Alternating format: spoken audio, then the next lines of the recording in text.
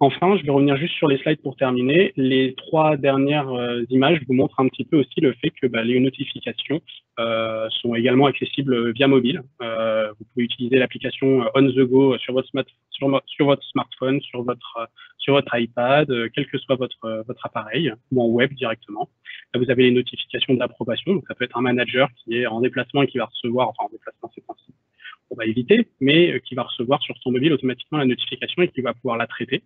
On a aussi la partie email. Donc on a 2 types de notifications. On a soit la notification que je vais appeler old school via les mails, mais j'essaie de promouvoir et d'évangéliser les partenaires avec qui je travaille sur vraiment le fait qu'aujourd'hui on est rentré dans cette utilisation de la modern workplace. Modern workplace, il y a moderne dedans. Et moderne, ça veut dire qu'on va éviter d'envoyer des mails pour des notifications de ce type-là. Ces notifications ont plutôt vocation, à mon sens, à être dans du Teams directement. On a des modules de notification à travers des adaptive cards, des rich cards, qui vont venir pousser cette information directement dans Teams. Vous comprenez bien que l'objectif, c'est toujours rester dans Teams, éviter le changement de contexte. Je suis dans Teams, j'utilise mon application dans Teams, je crée mon équipe dans Teams et je reçois mes notifications dans Teams. La partie approbation dans Teams, comme je vous l'ai montré. Et enfin, du coup, je vous remercie à tous d'avoir été présents et d'avoir écouté cette session. J'espère que vous avez appris des choses. Bien sûr, n'hésitez pas à aller remplir les formulaires de satisfaction, que ce soit celui de l'événement ou celui des speakers. Ça nous aidera à avoir vos feedbacks et à améliorer les sessions à l'avenir. Voilà pour moi. Merci beaucoup, Adrien. On va regarder les questions. Il reste quelques minutes. Tu es un peu d'avance. N'hésitez pas si vous avez des questions. Je suis disponible sans aucun problème. On va aller voir les questions ensemble ou tu peux aller voir aussi dans le... Oui, j'ai le retour de mon côté sur mon PC, donc je les vois. Mais pour l'instant, j'en vois pas d'autres.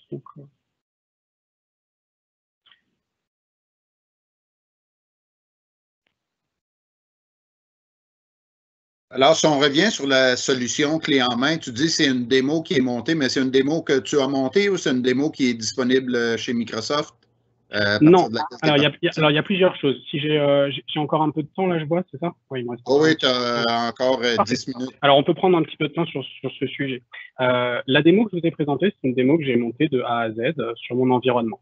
À travers HubCollab, donc à travers notre structure, on peut délivrer ce type de solution. Nous en avons une qui est beaucoup plus aboutie, aussi bien d'un point de vue design que d'un point de vue fonctionnalité. Là, quand je vous montre tous les modèles, j'ai mis l'ensemble des fonctionnalités dedans pour faire une solution de présentation.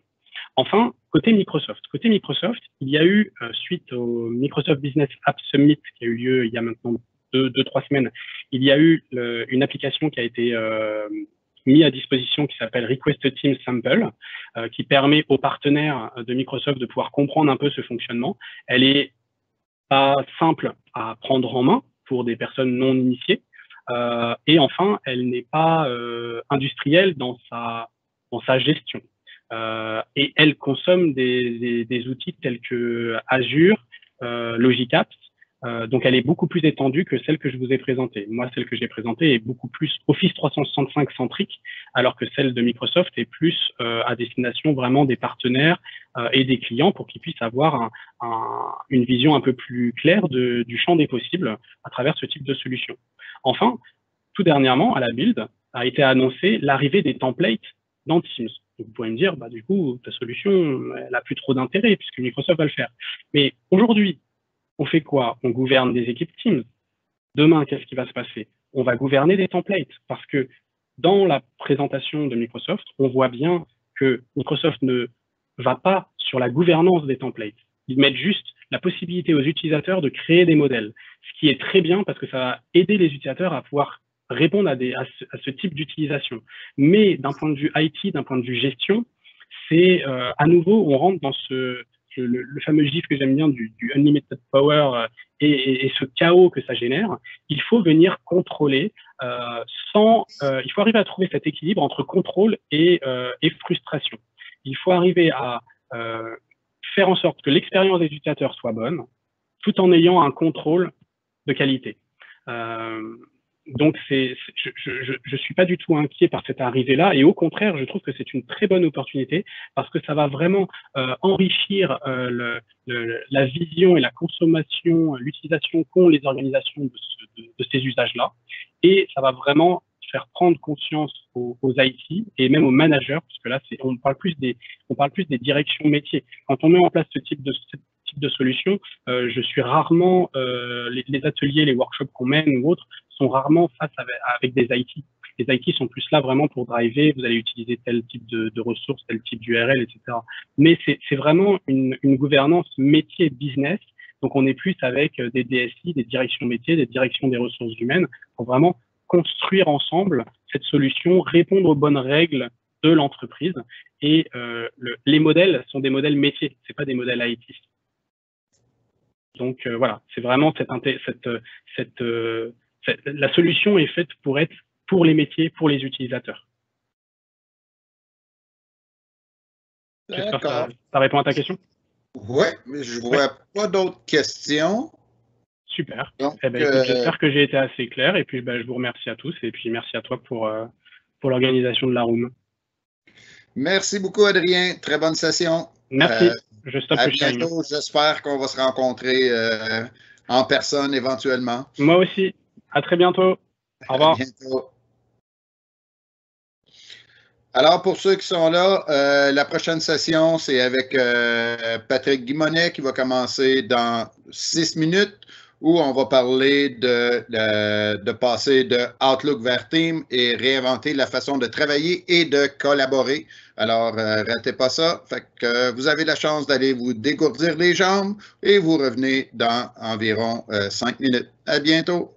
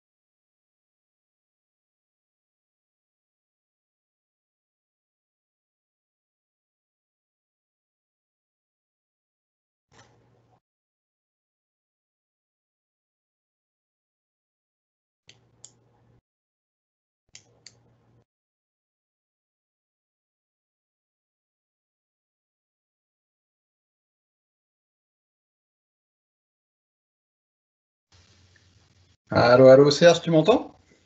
Oui. Ok, nickel alors. J'essaye de partager l'écran, non, on fera après? Pas tout de suite, dans quelques minutes, là, comme je t'ai expliqué dans le chat, on va mettre le micro à mute parce que je pense qu'il y a encore des enregistrements qui se font entre-temps.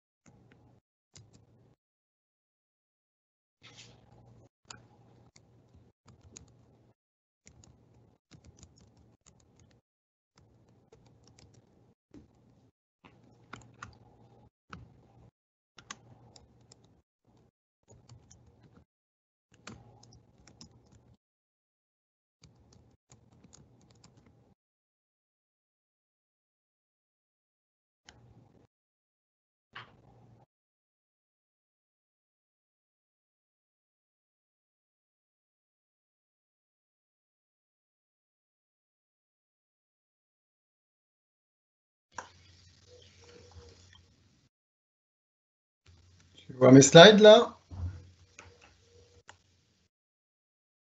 Je t'entends pas, tu es en mute. Non, on voit pas tes slides.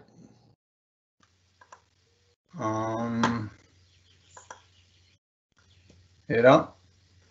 Eh oui. Là, je partage le desktop.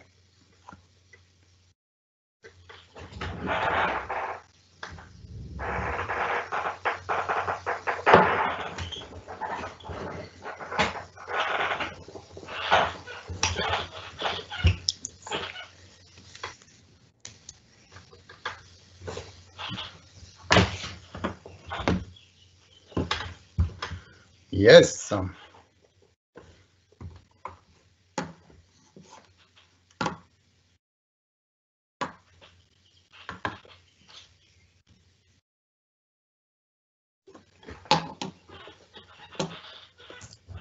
Il reste 1 minute. En attendant, Patrick, tout se passe bien en France? Écoute, impeccable. Il commence à faire un peu chaud même.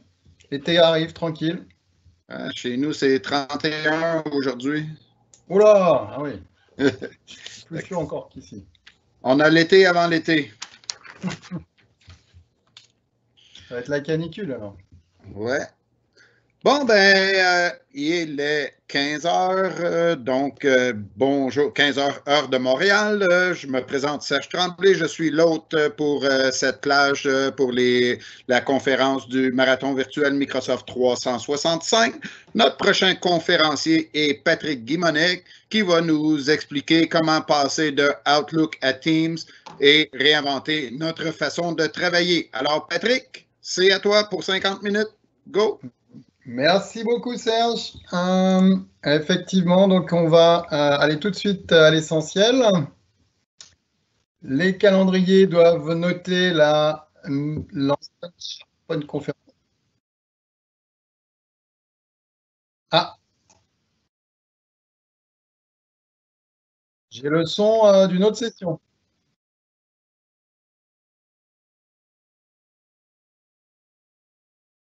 Serge, tu m'entends?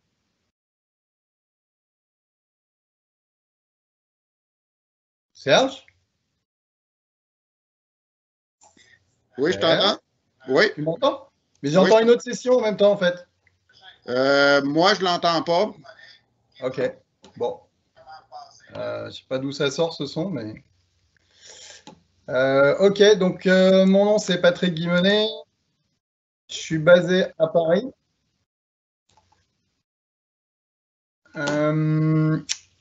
Je coupe le reste qui me gêne.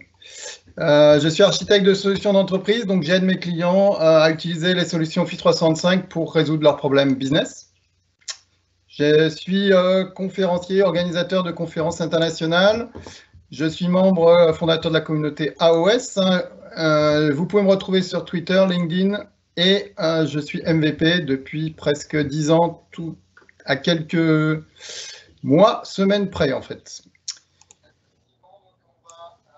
J'aime bien poser la question dans les événements en vrai de la répartition des gens entre la DSI et les métiers parce que tous les projets Office 365 et maintenant Microsoft 365 nécessitent pour être un succès d'avoir une discussion, de créer un échange entre la DSI, l'informatique et les métiers pour que les solutions soient adaptées et utilisées efficacement et qu'elles ne soient pas aussi bloquées par des problèmes techniques. Donc ça, c'est vraiment le point fondamental que je dis à tous mes clients et je pense que tous ceux qui ont déployé ces solutions dans les vraies organisations le savent. Aujourd'hui, on va parler de Outlook vers Teams. Ça semblerait être un chemin facile de passer d'une solution de messagerie vers un outil comme Teams. En fait, ce qu'on s'aperçoit, c'est que la plupart du temps, le chemin, il est beaucoup plus compliqué que ça, voire des fois, je pourrais faire des retours en arrière, des gens qui essayent et puis qui disent non, finalement, on n'y arrivera pas, etc. Pourquoi?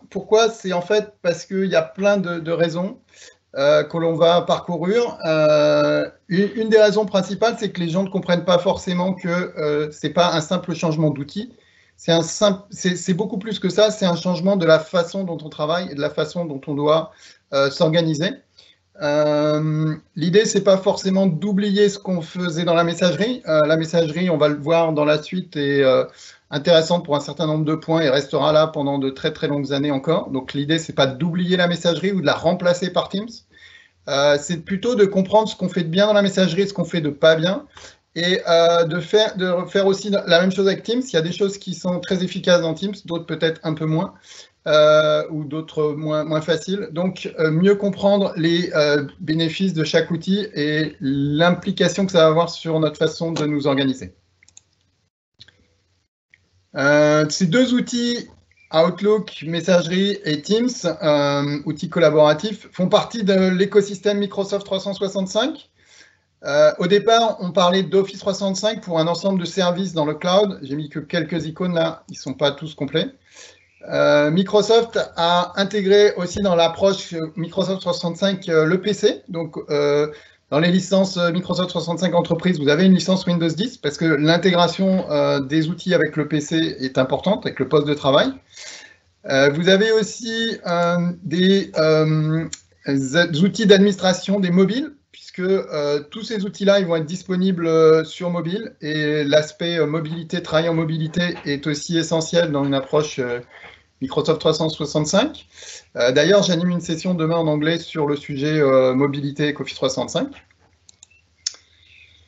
Tout ça, c'est on met en place ces outils-là pour des usages, pour que ça serve à quelque chose, pour que les utilisateurs s'en servent. Essentiellement, aujourd'hui, les usages d'un environnement collaboratif Office 365, d'un environnement 365, on peut les regrouper dans 5 catégories. Donc, les outils de productivité personnelle, les outils de gestion documentaire pour gérer des fichiers, des documents, les outils de communication, les outils de collaboration et les outils de processus métier. Ce que j'aime bien dire, c'est qu'il faut absolument faire attention à la différence entre communication et collaboration. En français comme en anglais, les deux mots sont très proches et très dans la même sonorité. Et la plupart du temps, on ne fait pas forcément bien attention à la différence entre les deux, et pourtant elle est fondamentale.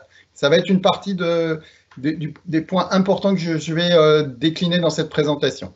La communication, le symbole du porte-voix que vous avez à l'écran est très intéressant parce qu'il permet vraiment de se rendre compte de ce que c'est. On veut communiquer, on veut envoyer un message sans forcément se poser la question du retour. Donc, communiquer, c'est échanger un message, mais pas forcément, je dirais, attendre de réponse, attendre de résultats très concrets.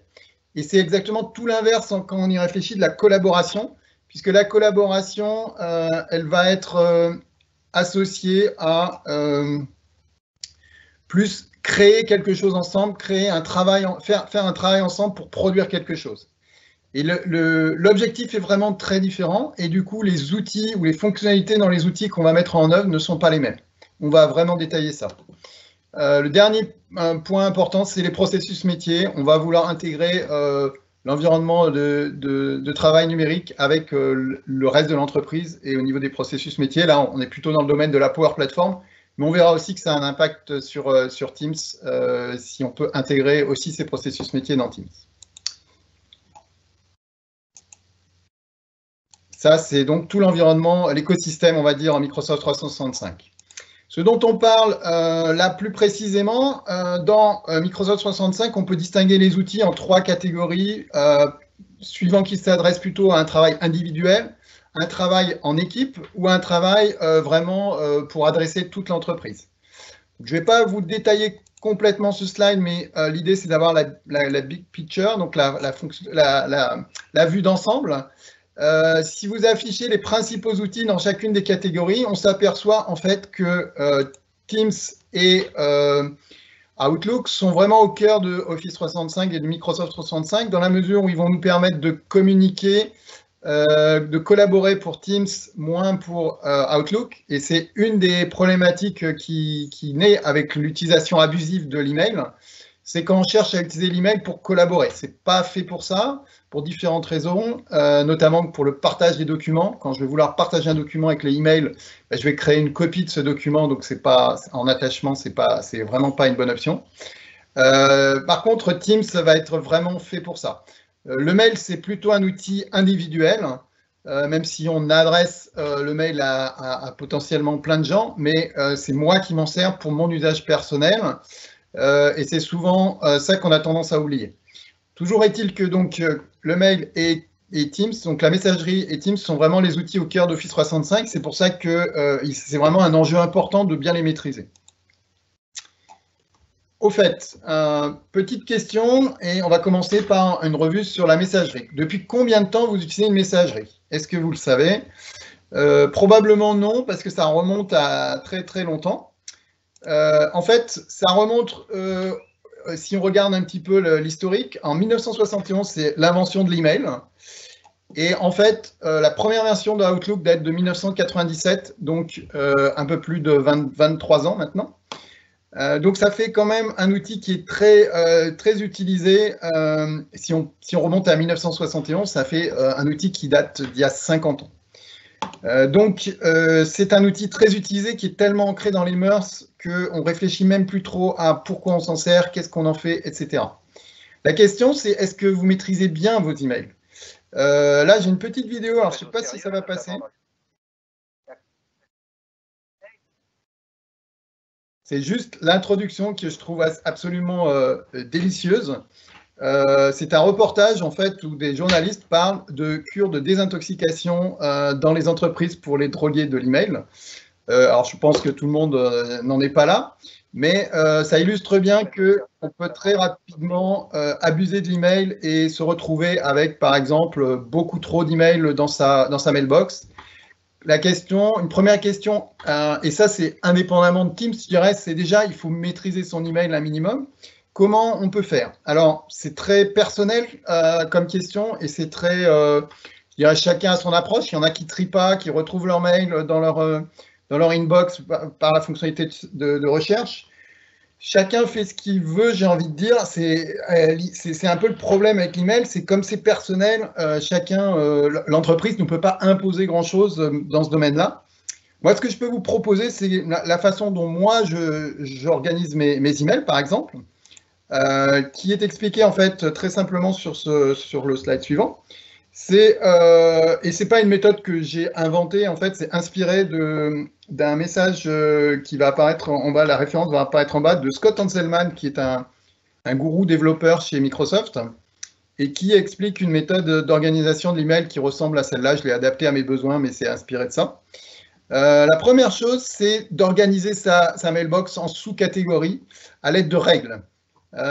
Premièrement, c'est de définir une règle pour tous les gens qui vous envoient des mails à l'intérieur de votre société. Donc, ma société s'appelle Aballon. Donc, j'ai une inbox tirée Aballon qui automatiquement stocke les messages des gens qui viennent de ma société en interne. J'ai aussi une deuxième sous-catégorie dans ma inbox, dans ma boîte d'accueil, qui est ma boîte de réception, qui est tous les messages qui me sont envoyés en copie. Pourquoi? Tout simplement parce qu'un message dans lequel vous êtes en copie, théoriquement, vous n'avez pas forcément besoin d'en prendre connaissance tout de suite, rapidement. Il n'y a pas d'urgence puisque vous êtes tout simplement en copie, c'est pour information.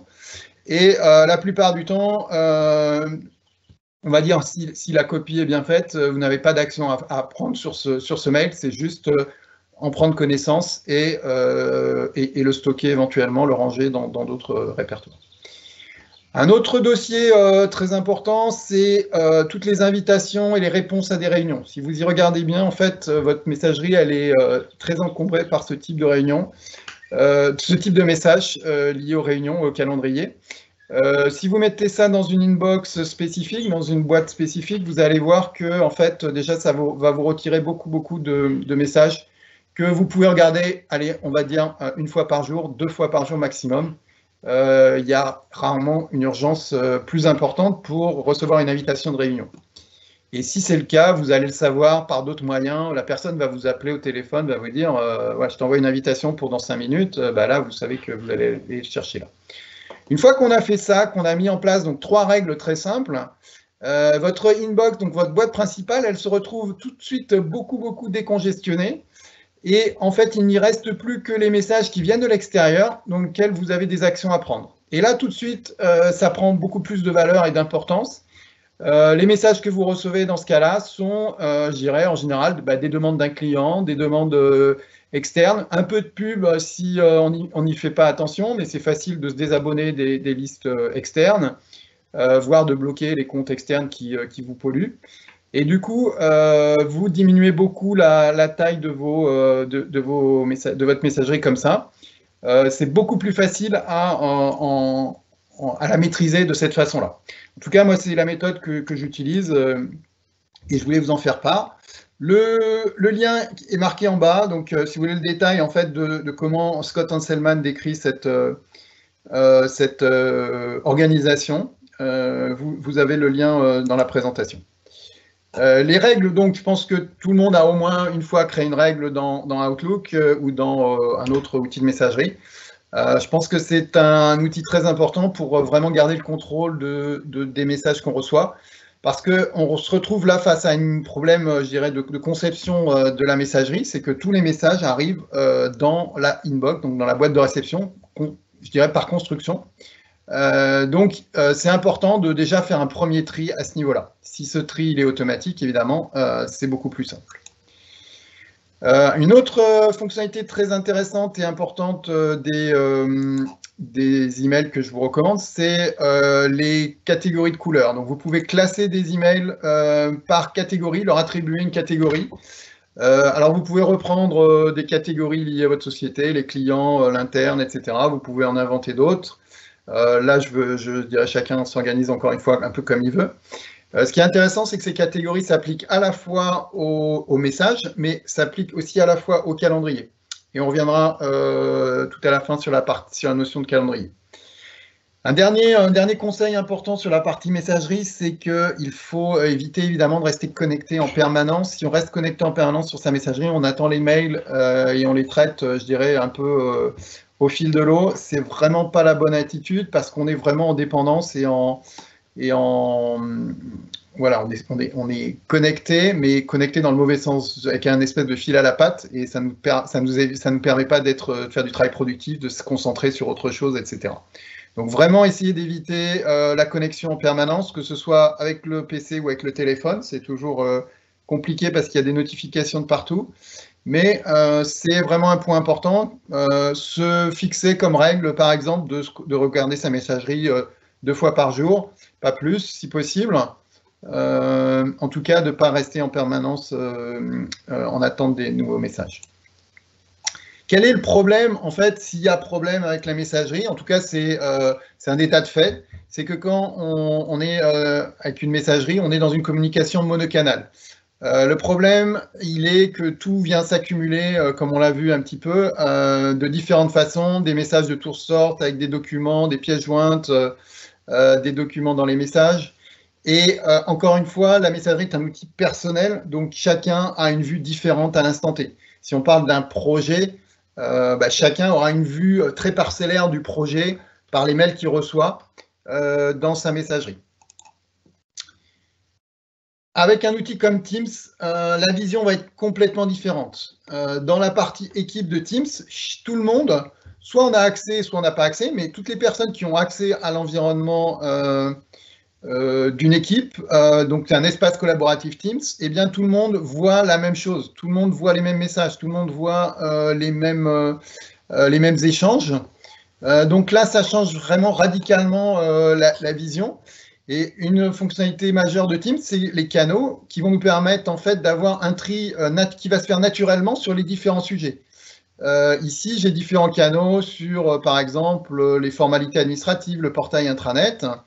Eh bien, à un instant donné, je peux aller soit dans le canal portail intranet parce que je cherche de l'info sur ce point précis, ou je veux publier un message, mais c'est l'émetteur du message qui va aller le mettre dans ce canal-là, plutôt que moi, en tant que récepteur, recevoir un message si ça ne me concerne pas. Rien ne m'oblige à aller voir ce qu'il y a dans ce portail intranet. Alors, je vois quand même que j'ai des petites notifications là avec un numéro de message qui indique que quand même dans ce canal-là, j'ai 3 messages où j'ai été tagué, donc où quelqu'un a mentionné mon nom dans le message en indiquant, donc ça m'indique que quand même j'ai fortement intérêt à aller y voir. mais c'est parce que l'émetteur a dit ce message me concerne particulièrement. Dans les autres canaux, je n'ai pas de message qui me concerne spécifiquement. Je peux y aller si j'ai envie d'avoir de l'information. Là, tutoriel, par exemple, je suis sur tutoriel, mais j'ai aucun message urgent qui m'attend.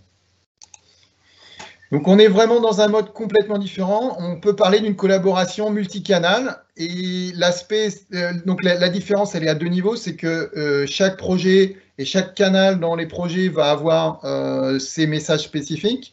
Et en plus, tout le monde a la même vue sur les messages et sur les documents, puisque dans un canal Teams, on a associé aux messages les documents qui correspondent. Autre différence, grosse différence entre la messagerie et Outlook et Teams, si on y songe, c'est la brièveté des messages. Ça, c'est un message mail typique qui commence toujours par bonjour, une formule de politesse, nous vous informons ceci, cela. On finit par vous remerciant, merci de répondre, bien cordialement. On met, alors bien cordialement, surtout si c'est un gros scud, on met bien le message bien cordialement, mais ça n'a pas vraiment de sens. On va mettre aussi un pied de page assez important avec des noms, certains mettent quasiment une page, c'est plus long que le mail lui-même. Dans Teams, les messages vont être beaucoup plus courts. Pour dire la même chose, on va évidemment moins enrober le message, je dirais, de tout un blabla, pas forcément utile, parce que par exemple, le sujet est implicite dans le fait qu'on le met dans un canal donné, dans une équipe donnée. On sait très bien de quoi on parle. Les expéditeurs, les destinataires, on n'a pas besoin de préciser, puisque le fait qu'on le mette dans un canal Teams, ben, ça s'adresse à tous les gens potentiellement qui sont dans le canal, etc. Donc la communication dans Teams va être beaucoup plus efficace, on va dire, de ce point de vue-là. Un autre aspect vraiment intéressant avec Teams, c'est l'aspect de travail collaboratif sur des documents. Dans un mail, et si on y réfléchit avant d'avoir Teams, on n'y avait probablement jamais réfléchi, c'est qu'en fait, quand j'envoie un document en attachement dans un mail, je crée une copie de ce document. Et ça, c'est vraiment très, très problématique, puisque en fait, chaque personne qui reçoit ce message va recevoir une copie du document. S'ils veulent le modifier, bah, si j'envoie le message à 10 documents, je reçois 10 versions modifiées du document. Alors évidemment, maintenant, je peux envoyer un lien plutôt que le document. C'est même fortement recommandé. D'ailleurs, Outlook permet, c'est très peu connu, d'envoyer des attachements, ce qu'ils appellent des attachements cloud. Donc ça, c'est une fonctionnalité que je recommande. Donc vous envoyez non pas le document, mais un lien vers le document. Et si les gens modifient le document, ils modifient à un seul endroit. Ou vous pouvez, donc ça c'est directement Outlook qui gère ça. Ou vous pouvez envoyer un lien tout bêtement dans votre mail. Toujours est-il que le mail n'est pas vraiment adapté, on va dire, pour travailler sur des documents. Encore une fois, c'est un outil de communication. Je pousse de l'information. C'est pas forcément j'attends le retour, puisque le retour, ça sera forcément un autre mail. Donc, c'est pas très efficace comme échange. Dans Teams, au contraire, je vais avoir la possibilité d'avoir mon document ouvert et en parallèle d'avoir c'est une fonctionnalité que j'aime beaucoup, d'avoir un champ de commentaires sur la droite, alors que mon document est ouvert. Donc, je peux très, très facilement et de manière très efficace commenter le document, demander des modifications sur tel slide, par exemple, si c'est un PowerPoint, etc. On voit là que Teams est vraiment conçu dès le départ comme un outil de collaboration. Donc, si on se résume, les différences entre Teams et Outlook. Outlook, tout arrive dans une boîte de réception. C'est à moi de définir des règles de tri ou pas. Je sais qu'il y a beaucoup de gens qui ne trient pas leur email, mais alors du coup, leur boîte de réception, mais alors du coup, c'est un peu le bazar, excusez-moi, hein, mais on peut utiliser le moteur de recherche pour ça, mais ça reste quand même très chronophage en fait. Donc, un autre problème, c'est qu'on n'a pas de vision partagée sur un projet. Et notamment sur un projet, le point vraiment compliqué, c'est qu'on a une nouvelle personne qui intègre un projet. Quand il y a 3 mois d'historique sur un projet, qu'est-ce qu'on fait? On lui envoie tous les emails qui ont été échangés pendant 3 mois, c'est impossible. Donc en fait, le nouvel arrivant, bah, soit on lui fait un résumé de la situation, soit on lui dit bah, va voir sur tel site SharePoint, il y a tous les documents du projet, mais il n'a pas l'historique, etc. Évidemment, dans Teams, l'histoire va être différente puisque on va l'intégrer dans un groupe, il y aura tout l'historique. Alors, c'est pas pour ça que ça va être forcément plus simple à intégrer et ingurgiter, mais en tout cas, la personne qui rentre dans un groupe Teams aura accès à tout l'historique sans aucun souci. Dans Outlook, par défaut, j'ai une notification sur tous les messages. Je suis je suis notifié dès qu'il y a un message qui arrive dans ma boîte mail, quel que soit, que ce soit de la pub, que ce soit un message important, que ce soit mon chef, que ce soit un client, tout va provoquer une notification. Et le travail synchrone est impossible. Un point important, c'est qu'Outlook est un outil purement asynchrone, c'est-à-dire j'envoie un mail, je ne sais pas forcément quand mon récepteur va le recevoir. Est-ce que c'est dans 5 minutes? Est-ce que c'est dans 2 jours? Pire que ça, je ne sais même pas s'il le reçoit. Je peux mettre des accusés de lecture, des accusés de réception, mais en général, le destinataire peut toujours refuser l'accusé de réception. Donc, j'ai jamais la certitude que mon message est bien reçu, et même s'il est reçu, j'ai pas la certitude qu'il soit bien compris, etc. Dans Teams, ça va être complètement différent dans la mesure où j'ai des parties synchrones et des parties asynchrones. Je peux travailler à plusieurs en coédition, par exemple, sur un même document, ouvert ensemble en même temps. Et là, on sera dans un mode complètement synchrone. Dernier point, les attachements qui dupliquent les fichiers dans Outlook. Donc, si on regarde dans Teams, l'équivalent, chaque projet, chaque équipe a son espace dédié. Le tri se fait naturellement par l'émetteur d'un message. Il va le poser à l'endroit dans le canal, dans l'équipe qui correspond à mon sujet. Donc, je n'ai pas, moi, en tant que lecteur, à faire le tri de ce que je reçois. J'ai une vision naturellement partagée. En fait, sur un projet, tous les gens qui sont dans une équipe voient tous la même chose. Ça, c'est très important. L'historique est accessible à tous. Les notifications sont réglables. Et je peux ou ne pas mettre un @ une mention d'un destinataire. C'est l'émetteur, encore une fois, qui va cibler un peu à qui il envoie ou à qui il notifie. Dans Teams, le travail peut être synchrone ou asynchrone, les deux sont possibles. Et ça, c'est vraiment intéressant de pouvoir mixer les deux. Et les fichiers de travail sont vraiment liés dans la notion d'équipe au fichier Teams. Donc, c'est aussi un bénéfice important de Teams, ce lien qu'il fait naturellement entre les conversations et les fichiers, c'est très puissant. Tout ça vient s'intégrer évidemment dans l'écosystème global Microsoft 365. Alors, est-ce que Teams va tout régler? À votre avis, je ne pense pas. Je suis très dubitatif comme le monsieur qui est là. Pourquoi? Parce qu'en fait, encore une fois, ce n'est pas un problème d'outil ou pas simplement un problème d'outil. Teams, c'est un très bel outil et il permet plein de choses, mais il permet aussi des choses qui ne sont pas forcément efficaces, où on peut refaire, je dirais, à peu près les choses aussi mal que quand on les fait par mail. Alors, je m'explique. Qu'est-ce que c'est Teams? C'est la version un peu marketing Microsoft. C'est ce qu'on appelle le hub de la collaboration d'équipe dans Office 365. C'est vrai. On va pouvoir gérer nos projets et se recentrer dans notre espace Teams pour gérer quasiment tout aujourd'hui, tout notre travail au quotidien. Sauf que Teams, si on regarde un peu plus près, c'est plein de fonctionnalités et il n'y a pas que la fonctionnalité d'équipe en fait dans Teams. C'est pas un mal en soi, hein. C'est qu'il y a tout un pan de fonctionnalités de communication qui sont disponibles. Si on y regarde rapidement, on a la partie conversation qui sont exactement, on parle de messagerie instantanée.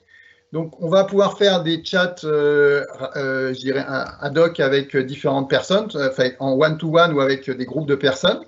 Ça, c'est très bien, mais c'est de la pure communication. C'est-à-dire que si je commence à utiliser ça pour collaborer, je vais me rencontrer un certain nombre de limitations. Par exemple, que si j'ai 2 personnes, j'ai mon collègue qui me ping en disant est-ce que tu peux m'aider sur, par exemple, j'ai un problème sur mon PC, etc. Dans cette conversation-là, je ne peux pas, de base, on va dire, pinguer un 3e collègue qui pourrait l'aider. Il va falloir que je crée une nouvelle conversation, que je l'ajoute, le 3e collègue éventuellement. Un autre problème que je vais rencontrer avec les conversations, c'est qu'elles ne sont pas, il n'y a qu'une seule conversation entre 2 personnes, ou un groupe de personnes. Je ne peux pas avoir plusieurs conversations à ce jour dans Teams.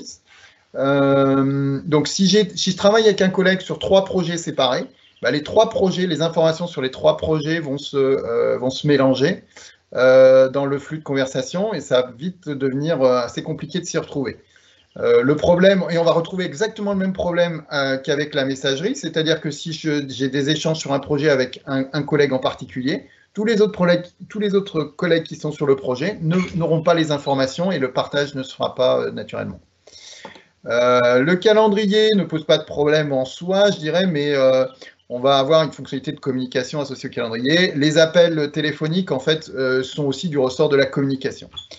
La partie droite de ce schéma, c'est, vous l'avez compris, la partie collaboration qu'il va falloir privilégier en fait dans Teams, ou en tout cas expliquer à vos utilisateurs que c'est les bonnes pratiques de les utiliser pour tout ce qui est travail collaboratif, que ce soit l'équipe ou le partage de fichiers. Pour résumer les possibilités de communication dans Teams, en fait, il y a trois niveaux de communication en fait sont possibles dans Teams. Il y a premièrement la conversation, donc le chat, qui est limité, alors limité entre guillemets, mais qui a une limite de 100 personnes dans un chat, qui est en train d'être porté, il y a eu une annonce récente, à 250 personnes maximum. Donc on peut déjà mettre pas mal de monde dans un chat avec 250 personnes. On a possibilité d'escalader cette conversation en audio ou en vidéo, mais maximum à 20 personnes. Ensuite, il y a la réunion, donc la réunion qu'on va créer dans le calendrier justement, qui va nous permettre d'avoir un petit chat aussi d'échange donc en format texte et une conversation, une réunion typiquement elle peut être soit en audio pur, soit vidéo plutôt, et on a un maximum de 250 personnes dans une réunion.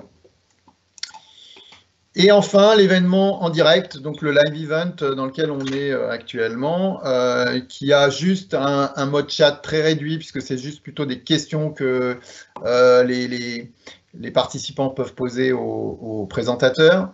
Et par contre, là, on a une limite beaucoup plus large de diffusion, puisqu'on peut aller jusqu'à 10 000 participants aujourd'hui, et ça va sûrement être étendu prochainement.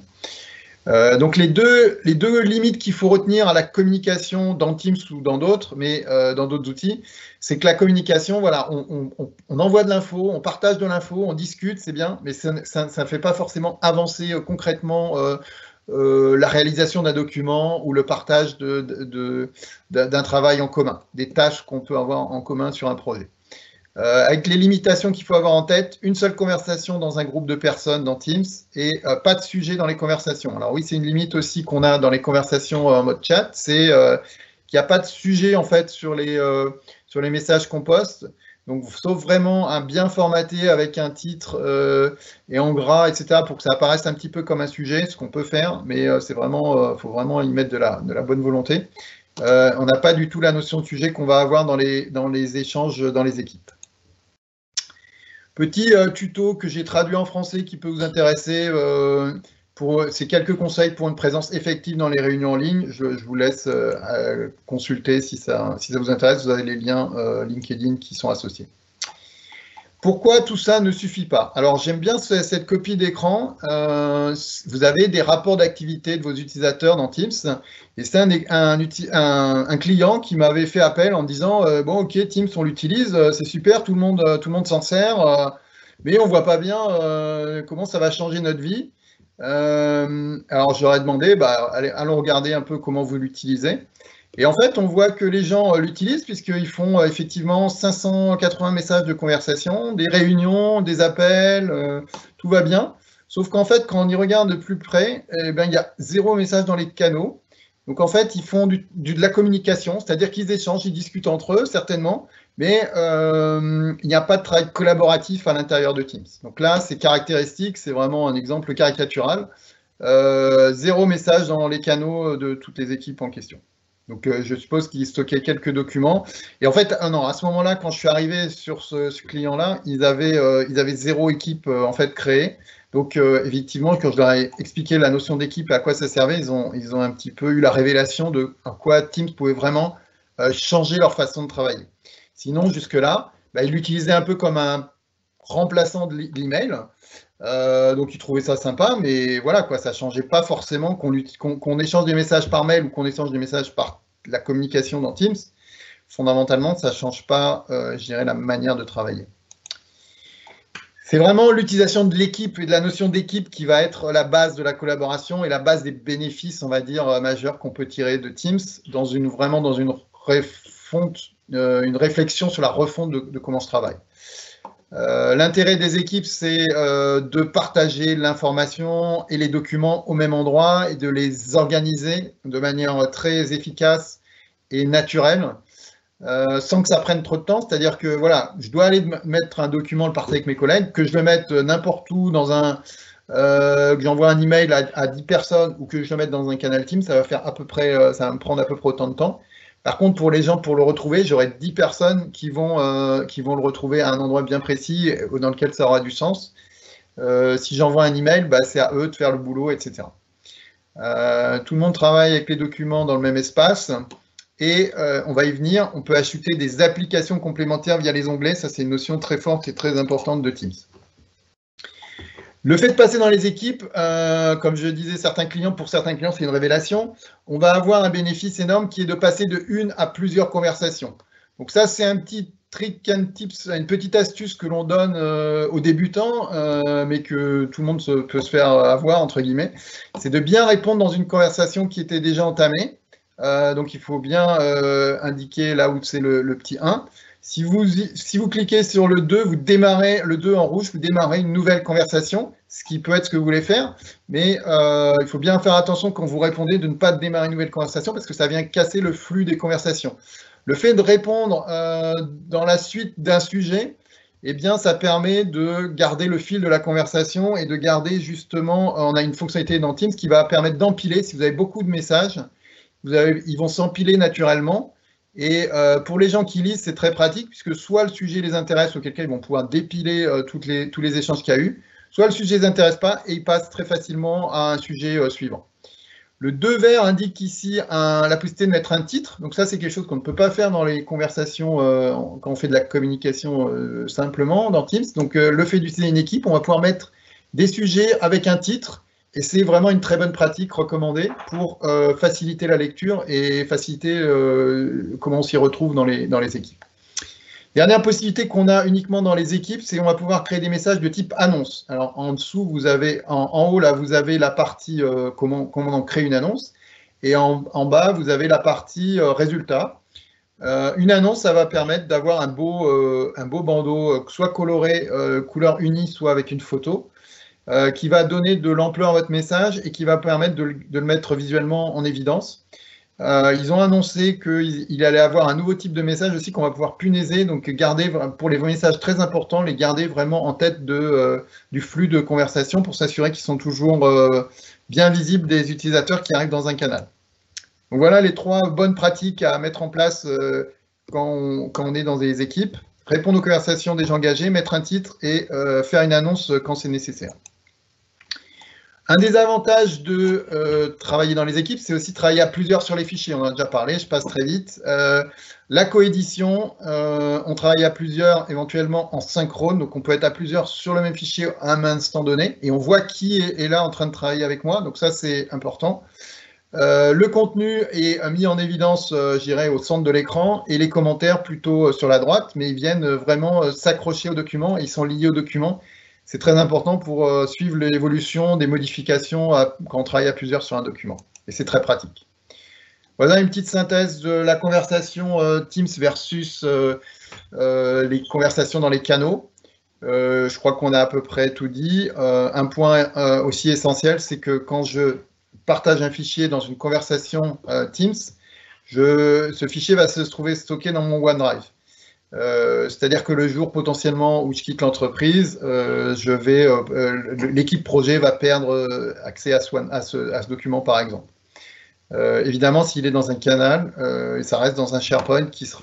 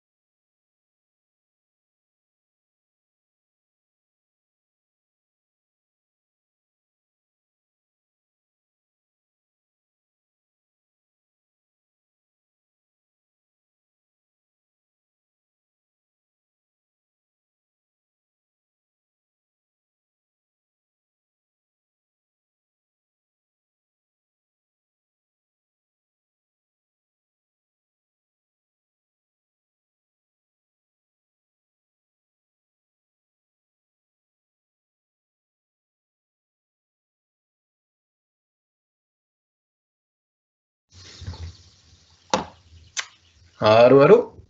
Oui, bonjour Patrick, tu peux repartager s'il vous plaît? Je pense Ouais, qu'il y a eu un problème réseau.